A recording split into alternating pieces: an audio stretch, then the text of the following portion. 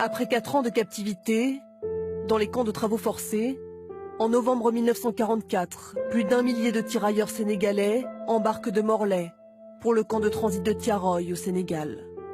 Avant leur départ, l'armée française doit leur verser un quart de leur solde de captivité. On leur promet le reste une fois sur place.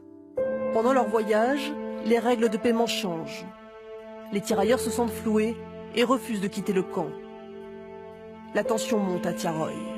On a débarqué à un port, Morlaix. Embarqué Morlaix pour venir de Dakar. Arrivé à Dakar, on t'amène directement à Thiaroye. C'est là-bas que les Français ils ont tiré sur nous. Le 1er décembre 1944, vers 9h30 du matin, les tirs ont en effet éclaté. L'armée française a encerclé le camp, rassemblé les soldats dans la cour. Bilan officiel, 35 morts, 35 blessés, 34 seront condamnés pour refus d'obéissance, outrage et rébellion. Ils écoperont de 1 à 10 ans de prison. Donc les officiels, ils ont considéré en rébellion, avec désobéissance. Et il était clair qu'il fallait qu'ils montrent à la face de tous du monde qu'il fallait qu'ils rentrent dans le rang. Et la version officielle dit que ce sont les mutins qui ont tiré les premiers et que c'est donc une riposte armée.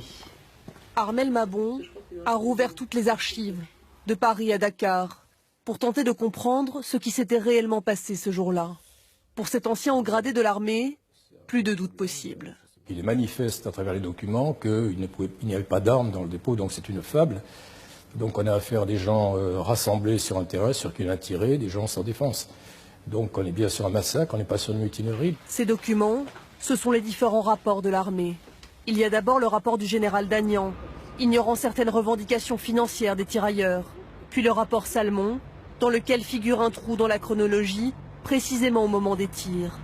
Enfin, le rapport Lemasson, qui prouverait la thèse de la préméditation. Le 1er décembre, vers 6h45, je fus prévenu que la force armée intervenait pour réduire les rebelles. Et en militaire, quand on dit réduire, c'est ce que ça veut dire. Il ne s'agit pas de... Il s'agit de réduire, donc de mettre hors du système. Donc, dès ce moment-là, pour moi, il y a préméditation. Si à 6h45, un officier dit qu'il devait donc laisser la place aux automitrailleuses, c'est que c'est pas parce qu'il y a eu des tirs de mutin à 9h ou à 8h45, c'est pas parce qu'ils ont senti une pression, ça a été donc décidé avant. Aucun survivant connu aujourd'hui du massacre de Thiaroye. Yves Abibou est le fils d'Antoine Abibou, tirailleur sénégalais, condamné à 10 ans de prison en tant que meneur de la mutinerie. Les lettres de sa famille et de sa marraine de guerre n'ont pas suffi à lui épargner la détention. Je viens par cette lettre solliciter votre bienveillante attention. Je ne suis qu'une modeste ouvrière et je ne sais si je vais pouvoir me faire comprendre. J'ai connu à Rennes un Sénégalais du nom d'Antoine Abibou.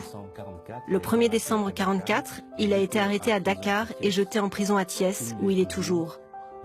Aussi, monsieur le gouverneur, je viens vous demander humblement, en récompense de son courage et de son dévouement à la France qu'il aime tant, ne serait-il pas de votre pouvoir de lui accorder son recours en grâce? S'il vous faut des signatures, je peux vous en envoyer autant que vous en voudrez pour témoigner en sa faveur.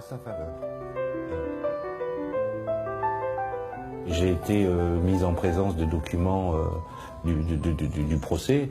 On le traîne vraiment dans la boue. Alors que les éléments qu'on connaît aujourd'hui montrent que tout ce qu'il disait était vrai, quoi.